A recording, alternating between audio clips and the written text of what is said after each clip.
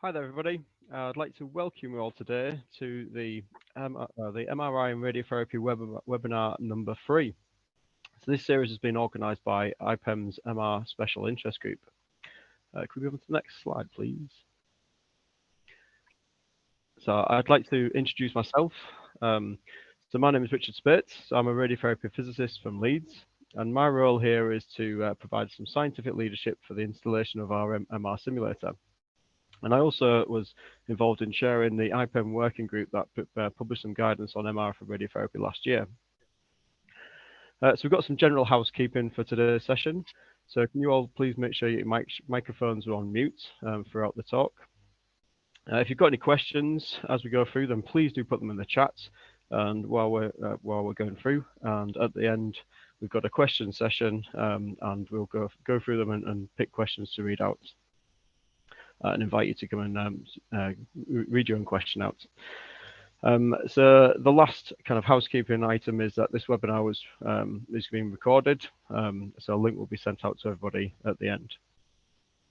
We'd like to thank you all for your patience in the rearrangement of this webinar after the sad passing of Queen Elizabeth II, and I'd like to give special thanks to our speaker for rearranging at short notice as well. Can we move on to the next slide, please?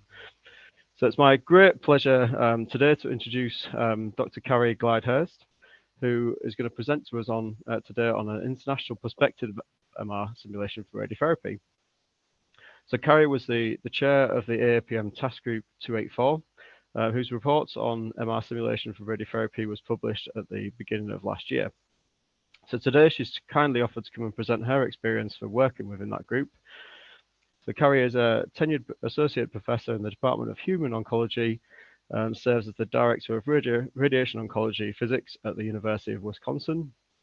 She's a world-leading expert in MR simulation, MR-only radiotherapy, MR-guided radiotherapy, and adaptive radiotherapy. So as well as chairing the task group I've already discussed, Carrie is also a co-chair on the TG352 group, which is looking at MR Linux.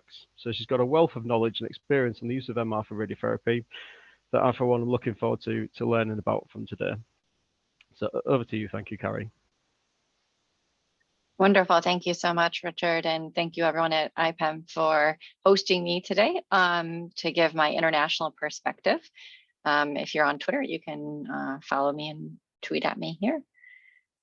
In addition to being an international perspective, this is really what I call a TG284 crash course. So I was given the charge to compare some of the things that we recommend in Task Group 284, compare that to the IPEM recommendations, and just kind of give some highlights of our task group. So I look forward to some engaging discussion at the end where you can turn your screen on and we can have some discussion, or you can put your questions in the chat and they'll be moderated at the end.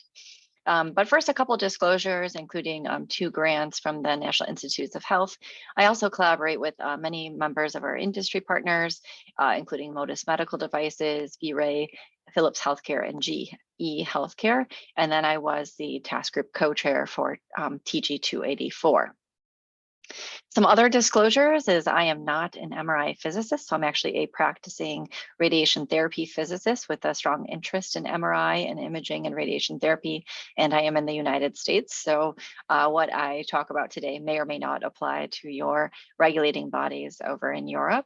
But I do have a lot of experience both with a dedicated system in radiation oncology. So this was work that I did in my prior institution. This was my research team at Henry Ford, and we were doing 1 Tesla high field open. And then over on the right, I have experience leading the program in MR simulation here at University of Wisconsin, where this is a joint venture between radiology and human oncology. So that's a little bit more of a hybrid system. So today I'm going to give an introduction to AAPM task groups, so that way you know where we're coming from when we're giving our recommendations.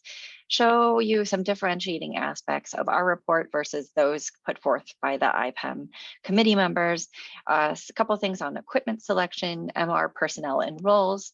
It seems like you've already had some really great discussions on personnel previously, so I'll just build on some of that in what this means in our environment.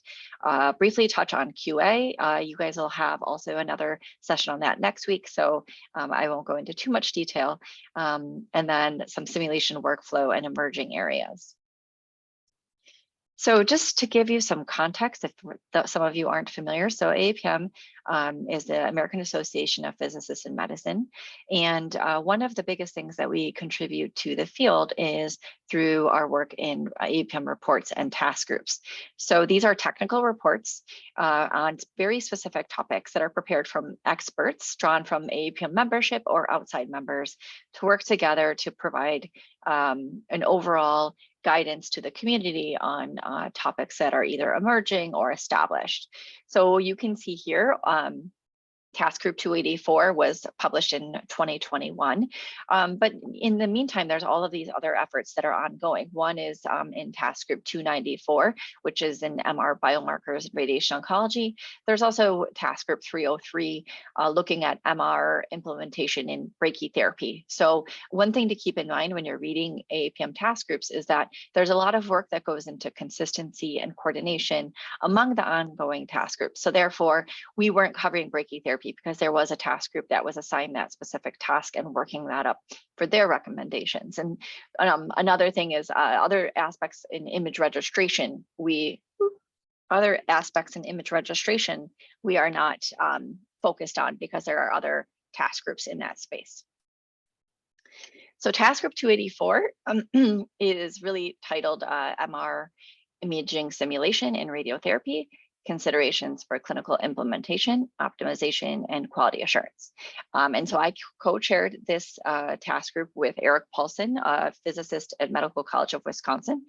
And we had a variety of members from mostly North America, including experts in radiation therapy across different platforms and working in different environments. So if we look at this in comparison to the IPEM topical report, a couple of key things that we can see here is that this timeline for the IPEM report was received in November of 2020 and then published in 2021.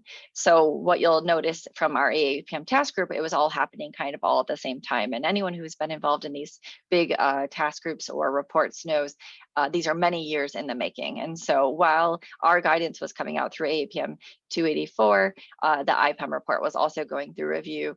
And so that's one of the things you'll see where we're kind of both tackling the same problem just in a complementary way. So why did we need this report? And so really what it comes down to is really what the benefits of MR simulation are in radiation oncology for treatment planning. So this is a clinical case where there's an actual correspondence between an RT physicist and a radiation oncologist for corresponding on a two-sided spine SBRT plan. So we're giving high doses to two different sites. But here you can see this is their commentary. The C1 and C4 images were fused, but the curvatures are different. And so I had to have separate registrations at C1 and C4. And even still, the MRI at C4 is so curved that when you move down, the images no longer match. So, here this physicist is communicating, letting them know the uncertainty in the registration. Here you have two different target volumes. We have two different contours of the spine. So it's really not ideal. And so you can envision here where we're imaging in the treatment position and with the immobilization, we would have a much better continuous result, in addition to being more efficient, not requiring multiple registrations. But again, this is a little bit beyond the scope of task group 284. Luckily, IPEM has really great information on this. So they have a really good table showing a lot of different commissioning and recommendations. Some of these are also in conjunction with Christy Brock's work published in 2017 task group 132 on image registration. But this is one thing that's really well summarized with the MRI to CT co-registration in the IPEM. So I recommend using IPEM for that.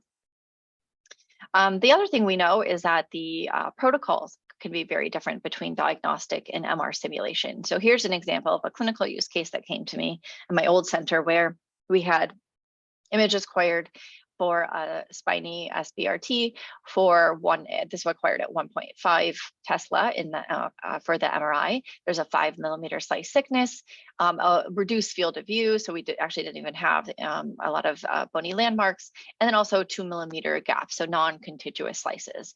So this patient came to us, we re-simmed him at 1T with a 3 millimeter slice thickness, large field of view with no gap, and in their immobilization, we also put a little bit of a landmark, so that way we can be at the right level of the bony anatomy. And you can see much better image quality, also better fusion, having a larger field of view, not kind of cut at the ends.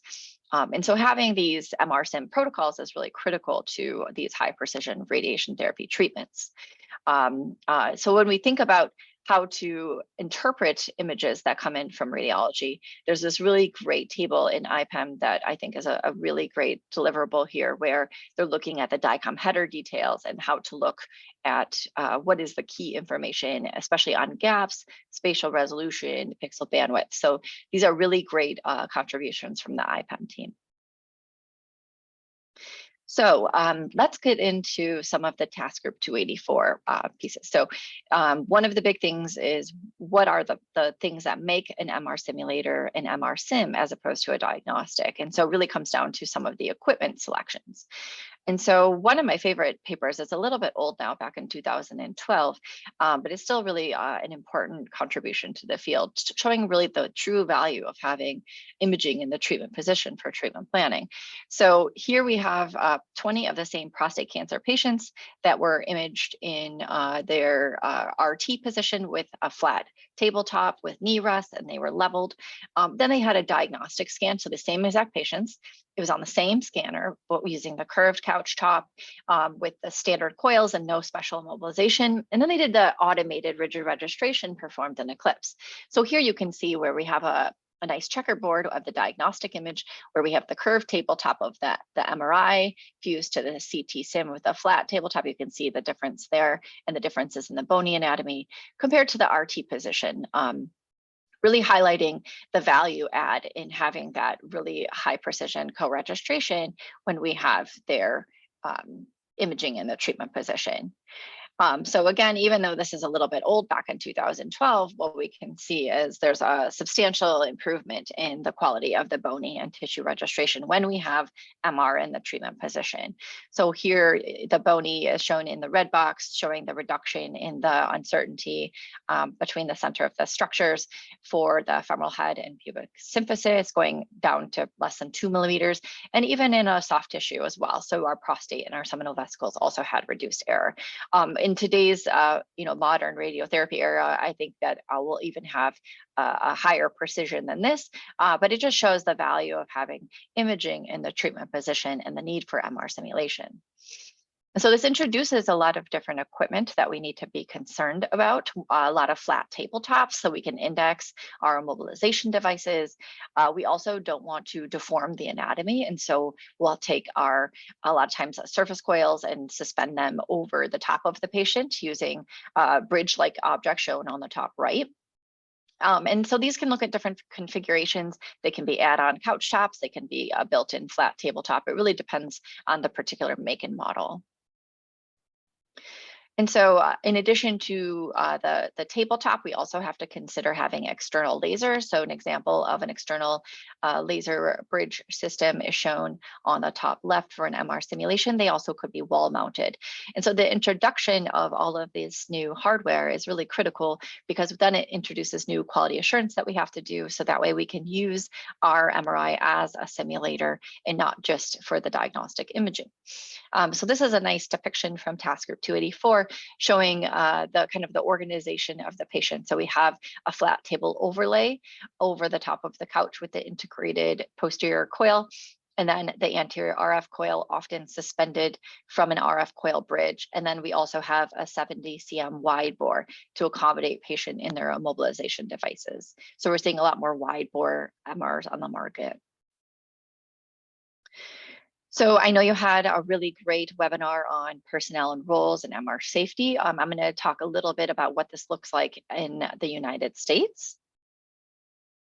One thing to keep in mind, and I can't underscore this enough, is that MR safety really requires expertise, and really most radiation oncology departments de novo do not have this expertise. And so it's really important that as a community that we're investing into having a rigorous MR safety program. And there's a lot of risks. So one could be from those introduced by having other staff trying to enter into what we call zone 4 or the magnet room. They might have equipment, and we have to be now become more accustomed to being the safeguards of personnel safety, and also safety of the machine and others and patients.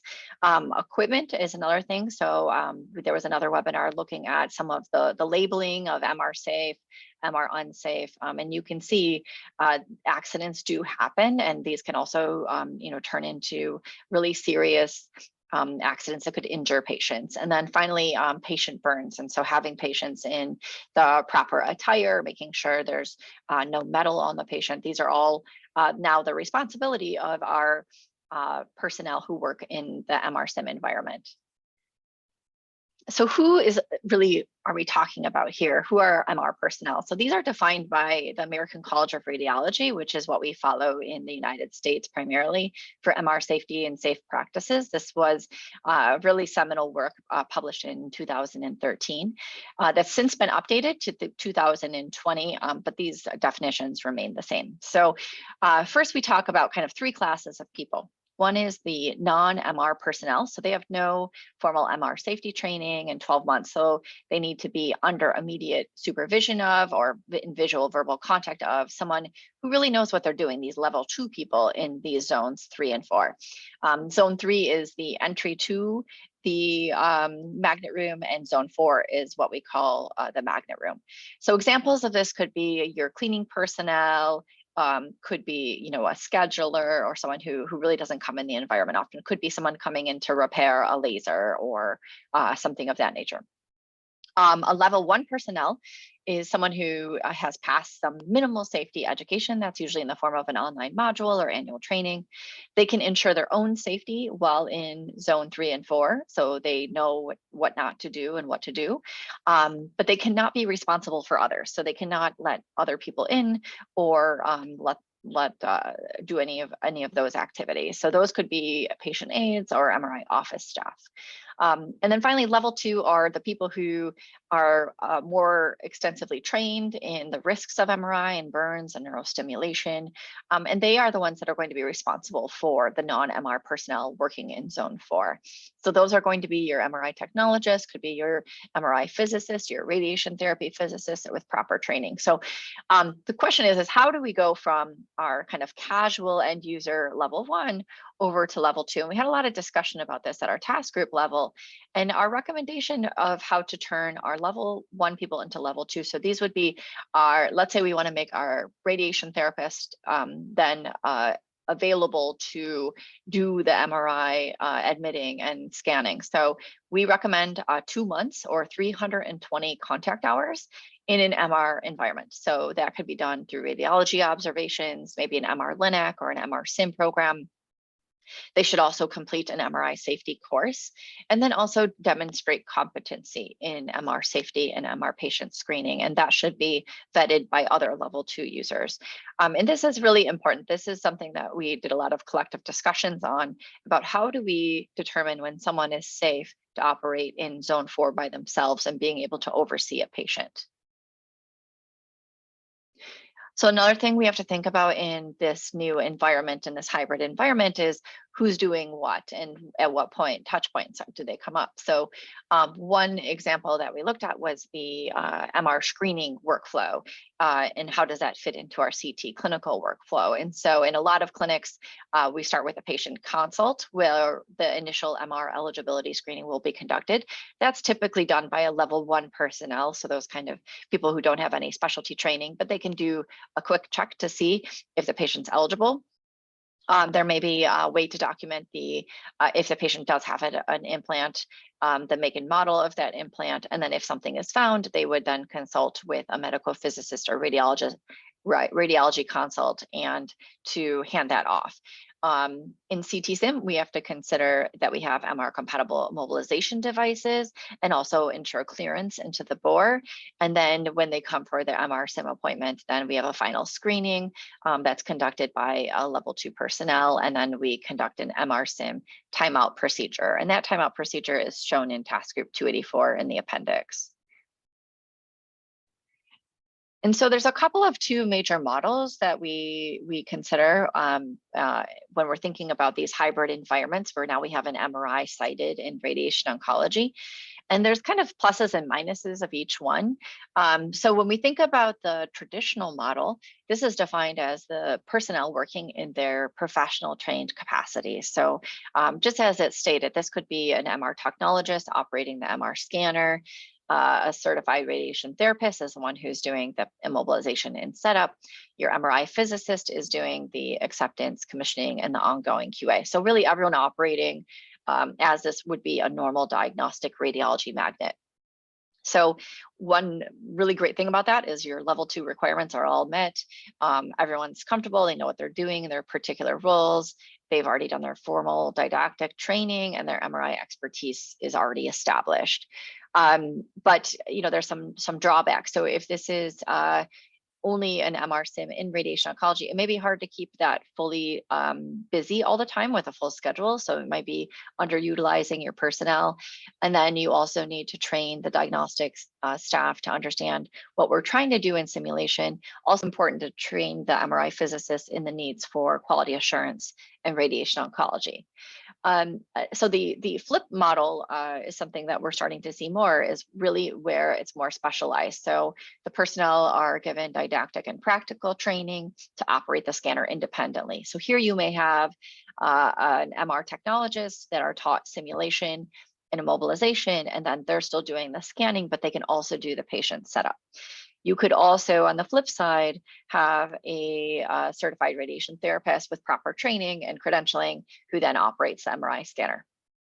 You also, in this setting, could have a radiation oncology physicist who's been trained up to do some acceptance, commissioning, and ongoing QA. So in this way, it's really an efficient use of resources. You have people being able to do multiple roles and positions, and we already have our necessary training.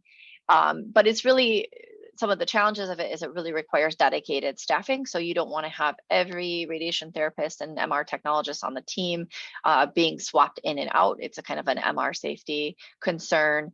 It does require a lot of effort to get our therapists and our physicist team to be trained in MRI and all the intricacies of MRI. And then also we're still going to require some additional support when we have implanted devices or complex imaging or some other new indications that will require additional support. One of the biggest challenges in the traditional model is really having in diagnostic MRI, understanding the needs of radiation oncology. So this is really one of the biggest challenges that I found working in a hybrid environment, is that we really image and treat patients in a very different way. So, we are often needing full field of view imaging. We want thin axial slices, which is very different than radiology, where they're doing oblique slices through with very thick slabs. They can read through artifacts. They don't worry so much about distortions, whereas we really want to quantify them and mitigate them as much as possible. We need large bore sizes, and then we also need that auxiliary equipment in the flat tabletop, immobilization devices, and the lasers. And then the other thing is keeping in mind the timing, where in radiology is really at the time of workup, whereas the rad-onc is really, we want this at the time of treatment planning. So when we're getting our CT sim, we want our MR sim, and that we want the most updated images and anatomy. So the timeline can be important. And so some of the challenges of this traditional model is that, most radiology departments have a really large fleet of MRI equipment, whereas in radiation oncology, we may only have one. Our quality assurance in the United States is going to follow the American College of Radiology guidance for the most part, and these would be weekly measurements run by the MR technologists per being ACR accredited.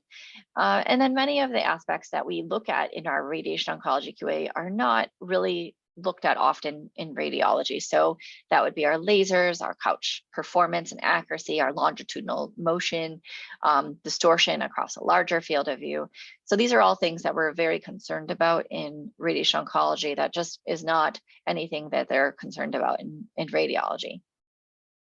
And then finally, we have a lot of different objectives. Our setup and goals are very unique, and they're tailored for every patient and our patient-specific approach for treatment planning. And then overall, we want precision in our measurements and all of our quality assurance and our imaging, whereas in radiology is often focused on high quality images, but also on throughput. And they have a lot shorter appointment time slots, and they will operate sometimes around the clock, not in an outpatient setting like us with restricted hours. Now, if we think about the specialized model where we have the RadOnc team, radiation oncology team is leading the MRSIM program, there's actually a really steep learning curve. And this is where it's really important that we have good partnership between radiology and radiation oncology. We need to have time and training to build expertise. And then we still need to really rely on our other specialties in radiology for clearing implants, might be new protocol development and new indications. And so you can do it. It is a lot of work, and it does help having expertise either on the team or at least in conjunction in partnership across radiology and MRI physics and our MRI-based radiologists. So when we look at the staffing and who we collectively recommended would be needed for running an MRSIM team. And this assumes that we're following more of a traditional model where everyone is operating in their typical roles. So in this case, your therapy physicist, we would have an initial effort of 1 to 2 calendar months, and then ongoing would be 3 calendar months. And so initially we're going to be looking at equipment selection, RT specific testing and commissioning and baselines, and then initial scan protocol optimization. In this traditional workflow, we have a high reliance on MRI physics, where we also have them helping a lot with the magnet siting and room design, because that's really outside the scope of most radiation therapy physics expertise. They also can assist with acceptance testing and commissioning, and help with the MR safety program and education, training our therapy team for MR safety and proper protocoling, and then scan optimization. If needed, we can also focus on ACR accreditation for the magnet. So this is one such example from the siting and the sources for siting an MRI. So this is from task group 284. And the idea here is not to show you all the details on fringe fields and shielding and all of those things, but it's really to show you that there are different expertise and levels of comfort and levels of training between the different personnel on the team. And so we really recommended strongly when we're looking at initial siting is to have an MRI trained diagnostic physicist to be required, in addition to having vendor personnel. And when we're looking at some siting activities, the therapy medical physicist role in that is really to learn, but not likely to lead that effort. And so it's really important to keep in mind and make sure that we have the proper expertise to conduct this work. Also, when we look at, the equipment room siting and power conditions, here are, therapy physicists may be a little bit more insightful on some of the specific needs we have for our environment. But, things like RF shielding, really you need an MRI trained diagnostic physicist and vendor. So it's very important that we remember what is our area of expertise and how we can contribute to these programs, and we engage across disciplines as we are getting our programs off the ground. So similarly, following a traditional operational model, the therapist role, I think you guys call these radiographers, really is to look at preparing the room and doing immobilization of the patient setup. You can do patient workup and documentation, especially in our radiation oncology record and verify systems, and then initial evaluation of contraindications. For the MR technologist, they would typically be responsible for the scanning, so performing the weekly QA and the phantom scanning. They'll do the contrast administration and the final MR screening before we image the patient. They can investigate the contraindications and give a little bit more in-depth background on image quality and post-processing. Okay, so I'm going to switch gears and talk a little bit about quality assurance recommendations. There are many tables in AAPM Task Group 284, and I just have a confession is really in the United States, we love our quality assurance. And so I'm going to show you what the consensus is from our groups in North America on the frequency and tolerance of quality assurance. So one thing that we've recommended is daily quality assurance, and this is for magnets that are being used for MRI simulation. This is not for a diagnostic magnet recommendation. So that's one thing to keep in mind. But there's really three main classes, just like any other quality assurance program. It's in terms of safety, patient safety, mechanical, what are the key mechanical things we want to check, and then basic image quality checks. So safety, that's just, audio visual, making sure we can monitor the patient, they can respond. The emergency couch, safety signage is there. And then also just making sure there's no foreign metal in the bore. Mechanical, one of the things we really need to be thinking about is the proper leveling and setup of patients. If you're using the lasers to mark the patient for simulation and treatment planning, then we really need to make sure those lasers are accurate. So we want to make sure in one test we can do an external, we can level a phantom, align it to the external laser, translate a known offset, much like we do in CT simulation, image the phantom, and then just verify that it's within plus or minus 2 millimeters of that central location. And then finally, some image quality checks. So these are oftentimes can be automated from the vendor using a daily QA phantom, and it can be done in really one scan where they can get an automated readout of kind of a pass fail. And this is just good for just general image quality and functionality. Monthly QA, I don't recommend trying to look at all the details here, but it's really just, again, three main classes, just like we would expect for daily, where we look at the mechanicals, so the lasers, the couch movement, everything's translating like we expect, patient marking, and we can image and localize an object as expected. And then it's safety, making sure that all of the right indicators are in place and there's all of the right communication. And then finally, image quality. So the imaging that we look at for the most part is based on the ACR small phantom. It's a small head phantom. There's a lot of automated software we can look at. And this is really an abbreviated part of the ACR imaging for the ACR. They call it the large phantom guidance. So you can look into that. One of the things I did want to point out is we do have a recommendation for having a larger phantom for a geometric accuracy evaluation. So we recommend a phantom greater than 30 cm in diameter and width, and then making sure that those landmarks are less than 2 millimeters from a reference standard. And the reference could be a CAD drawing of the phantom. It could be a CT reference. There's many phantoms available now in the MR and RT community to achieve this endpoint. But we recommend a qualified medical physicist conduct this work on a monthly basis. One caveat would be if it's ACR accredited, the magnet is, if it's gone through an accreditation process, then you'll be taking weekly ACR phantom images. So you can also piggyback on some of that analysis and use that for your ACR evaluation. One other table that we have in Task Group 284 that we spent a lot of time developing is commissioning annual and major equipment change. And what I really like about this table is we include some suggested methods from the literature. It's important to remember, a lot of the work in MRI is we're not reinventing the wheel in MR simulation. What we're trying to do is leverage existing recommendations in diagnostic and then applying them with the proper types of tests that we need in radiation oncology.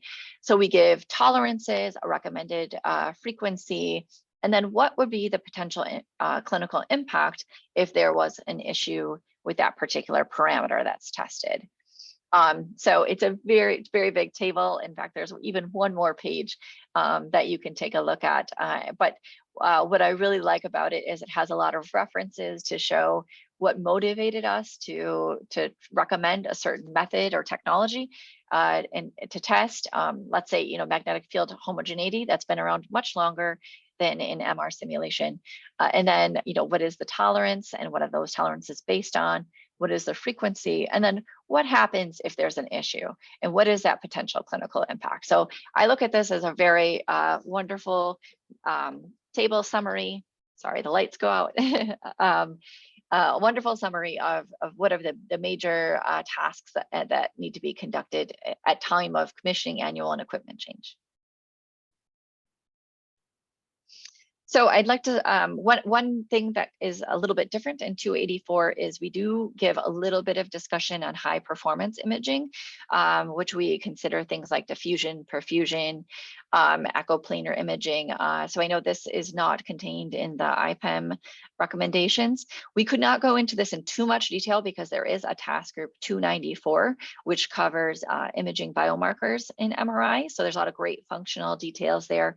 But we did give some recommendations and ways to kind of mitigate some of the off-resonance effects and the severe distortions that can happen, including some methodologies for testing, the types of phantoms you could use, oftentimes provided by the Quantitative Imaging Biomarkers Alliance, and then some of the testing that can be done, and then what are the things that we're looking for and the potential clinical impact.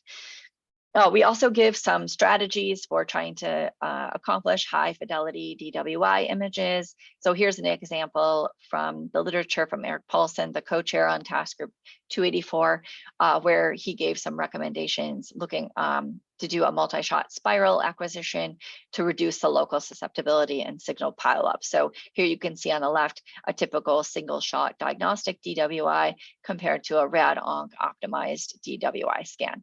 So there is some recommendations and some potential strategies that are outlined in task group 284, but also look toward task group 294 for functional imaging details as it pertains to imaging biomarkers.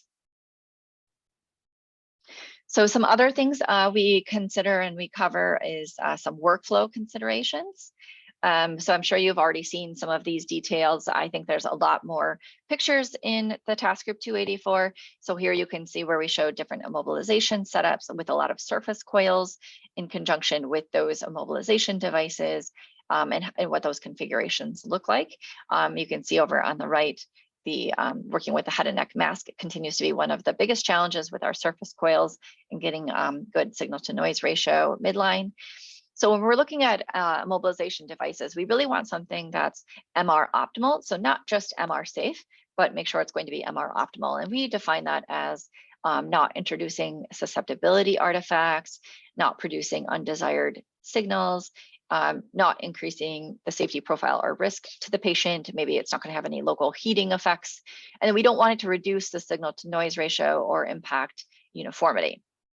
It has to be compatible with the RF coil systems that we're using for our signal reception.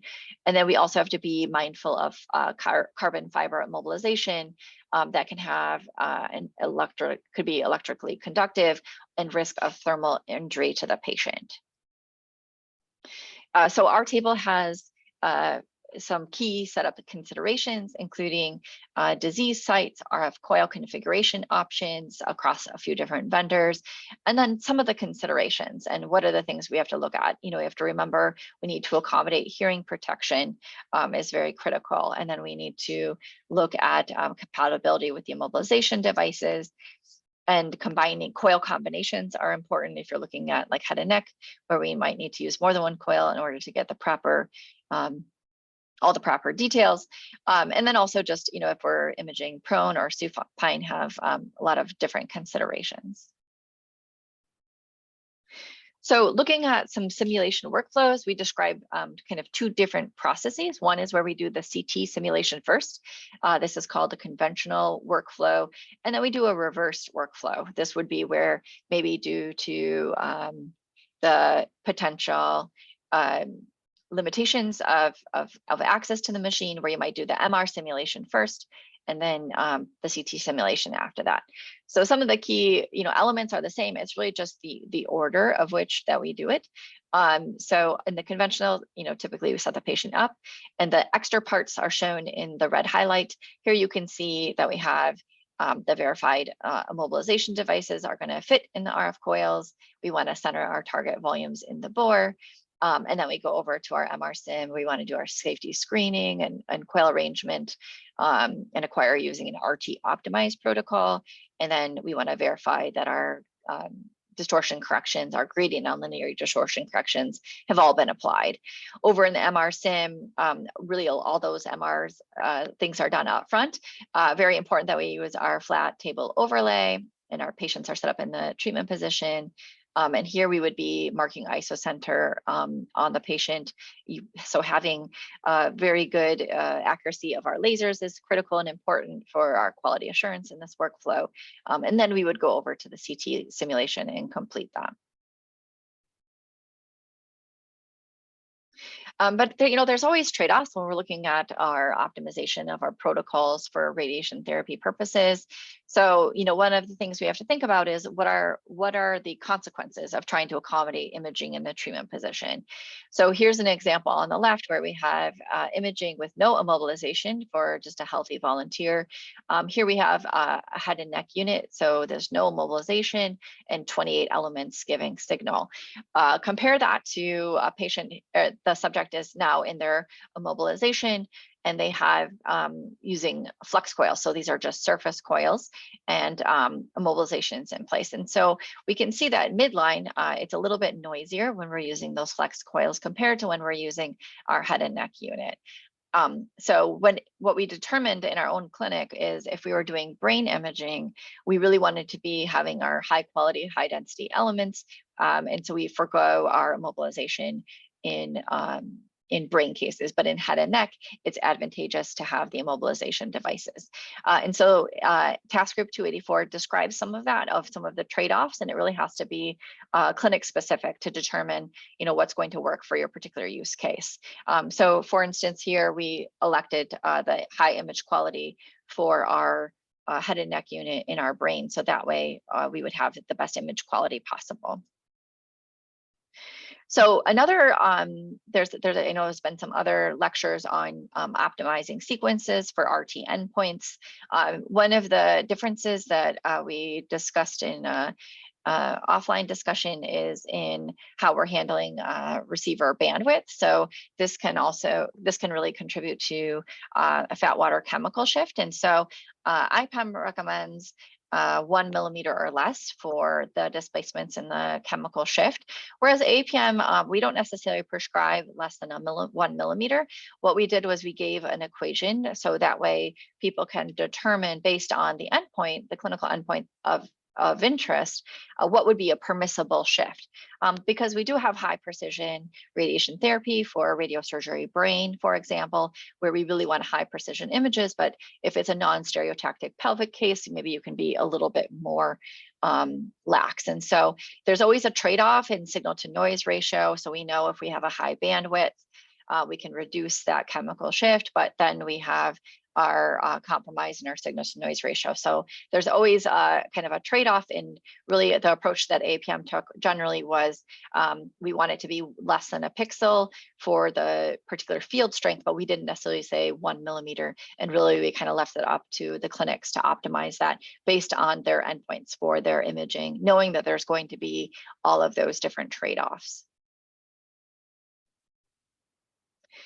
So finally, I'm going to go over just some emerging areas in MRSIM, and some of these were touched on in the report, but we're not able to go into just to reduce the scope of it and to stay within our charges approved by AAPM. One emerging area is in MR-only treatment planning. So ideally, if we're going to be using synthetic CT or pseudo CT derived from MRI images, we need geometry that's very accurate. We need them to be derived ideally from commonly acquired or fast sequences that we can get very quickly. So we don't want to take a lot of extra data for a synthetic CT generation. We need electron density to be very accurate so we can use it for treatment planning and image guidance. And then ideally we would have this be disease site agnostic, or having really robust solutions, and use in confidence throughout the entire radiation therapy workflow, from imaging all the way to treatment and image guided setups. So one of the first clinically available systems was called MRCAT, or magnetic resonance for calculating attenuation is what MRCAT is standing for. So this was based on a Dixon input image, and it was really a tissue classifier. And then they did a bulk density override for 5 different Hounsfield unit materials. And so this was employed in line on the scanner. So you take the images and it can output a synthetic CT with these 5 bulk densities. And so this was really put through a prospective trial by Memorial Sloan Kettering, led by Neelam Tyagi as a radiation oncology physicist there. And so she did this in 25 prostate cancer patients, and they did dose calculations on the CT and then the MRCAT data, and they found the doses within 0.5% in this prospective trial. And they also looked at image registration differences, including looking at fiducial landmarks, as well as alignment with the KV radiographs and online fiducials. There's been some additional work done also in cone beam CT to the alignment of the MRI images as well, with good results. So here the image registration differences were less than 1 millimeter, showing really good potential of using it for pelvic radiation therapy. Recently, these works are now focused a little more on deep learning solutions as opposed to atlas-based or bulk density overrides. But what I like about this is it's a prospective trial that was implemented in the clinic. Some other newer work, as I mentioned, is really focused on deep learning. So this work is out of preliminary data out of GE, given with permission. So here you can see where they're applying it in brain and getting really good skull alignment and anatomy representation, and they're calculating dose on this pseudo CT. So this is based on a deep learning solution, acquiring it from a 0 echo time scan that is acquired in about a minute, with very good results from their collaborators at Newcastle, showing a really good agreement in dose as well across different disease sites in pelvis and also in brain. So another thing that we talk about as being an unmet need in task group 284 is having RT specific coils. And so this is, working around our immobilization devices is still something that we're actively interested in trying to improve. So this work here, it was recently published in 2020 out of Memorial Sloan Kettering, where they were made a custom designed flexible MR coil array for spine radiotherapy. And they worked, what's really exciting is it's kind of an academic industry partnership where they're optimizing these coils for radiation therapy purposes to work with the immobilization devices that we require.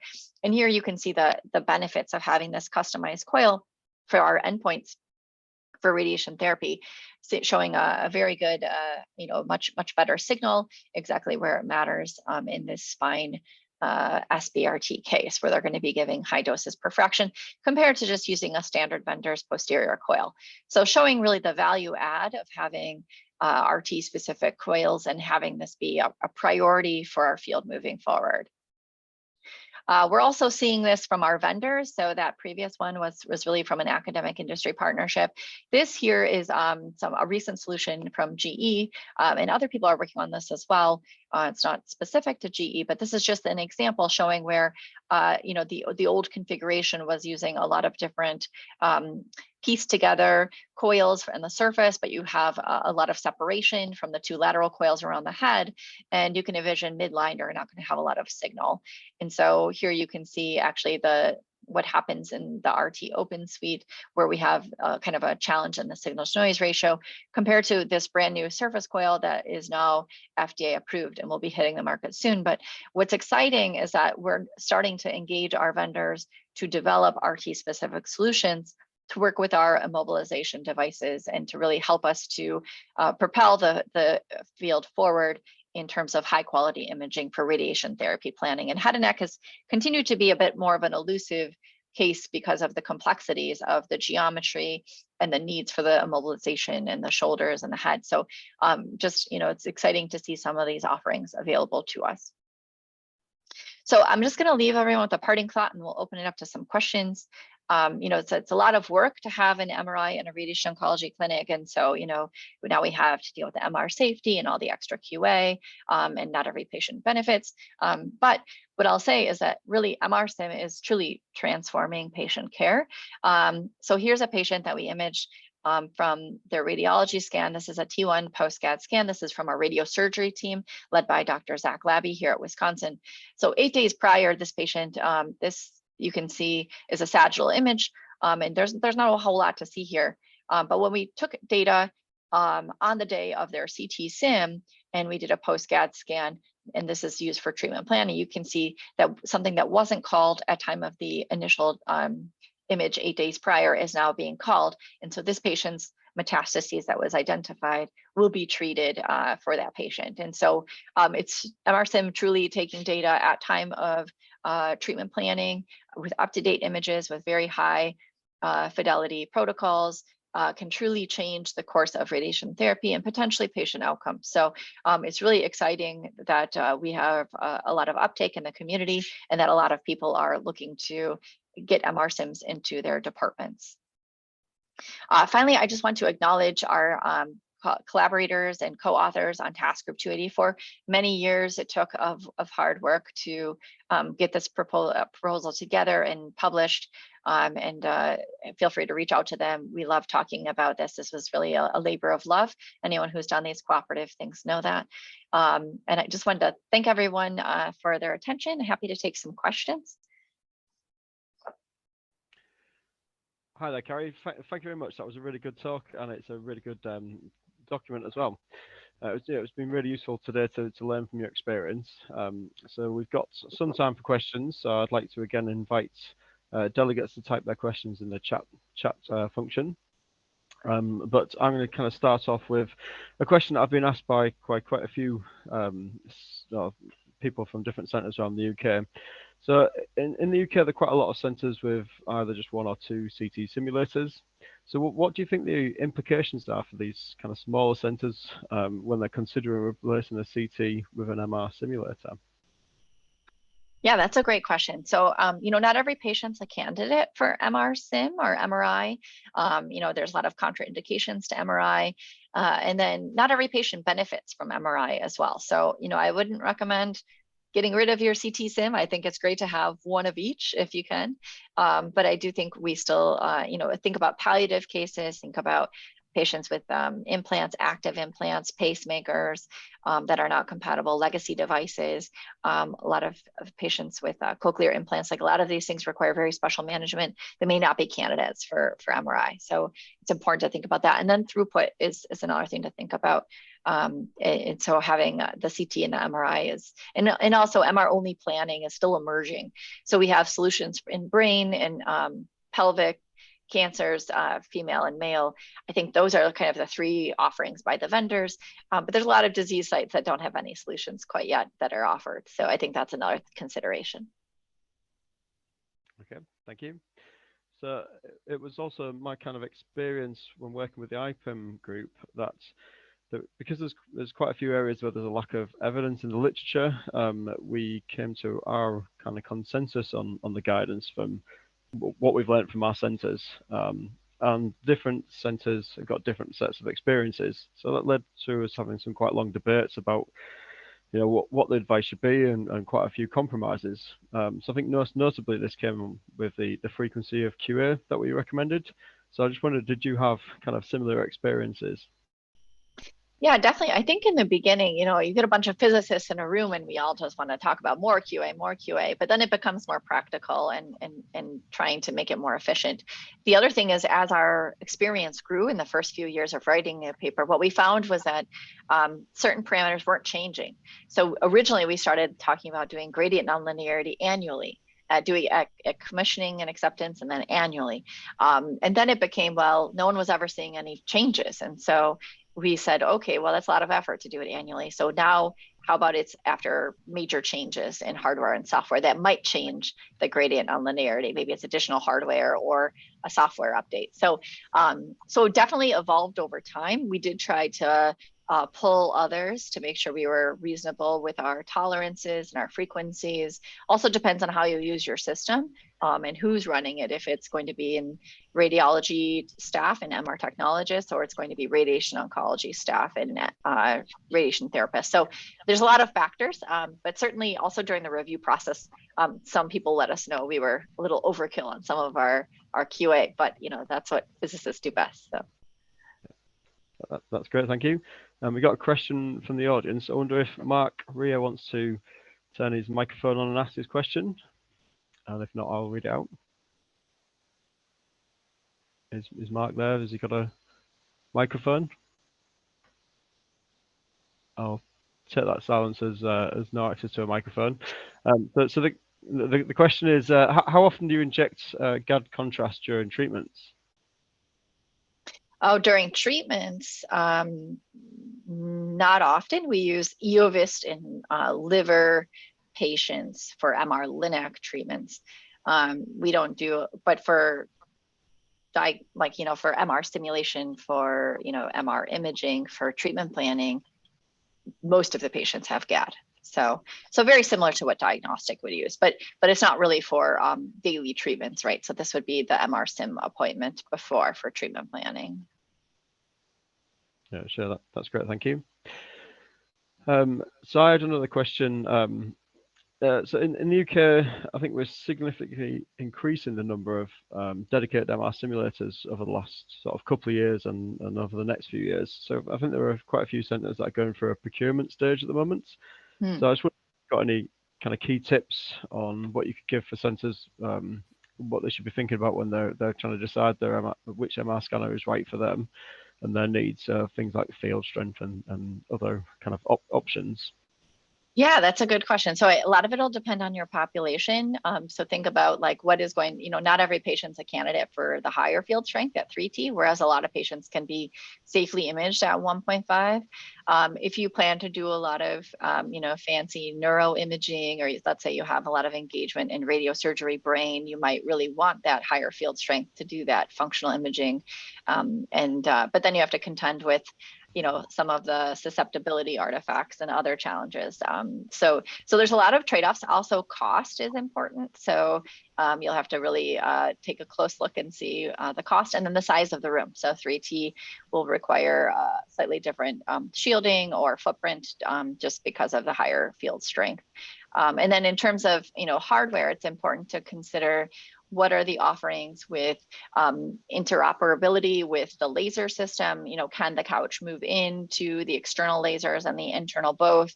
Is it equipped to mark isocenter if that's important for your clinical workflow? Does it have online, inline reconstructions for the things you want for, let's say, MR only planning? So a lot of that is just that added functionality, and that can be differentiating for the different vendors. Okay, that's great, thank you. And then one last question, just about the level of QA. So you've mentioned kind of the level of QA you recommend for an MR simulator.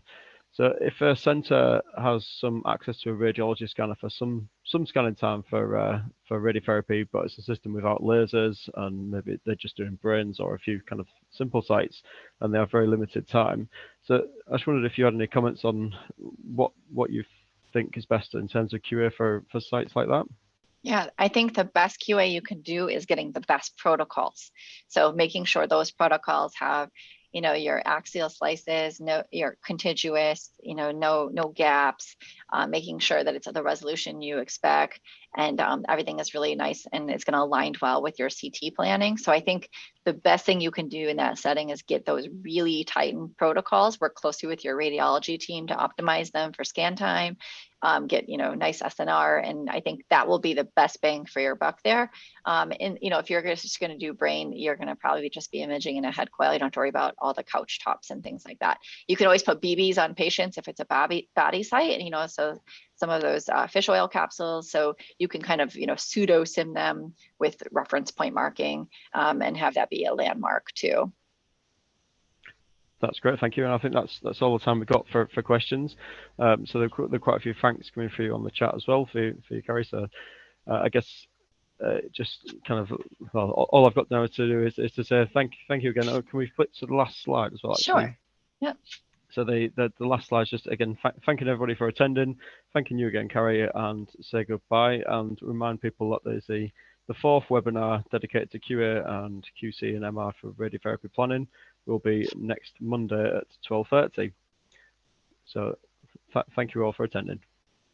Thank you. Thanks so much for the opportunity. Good to see everyone. Thank you. Bye-bye.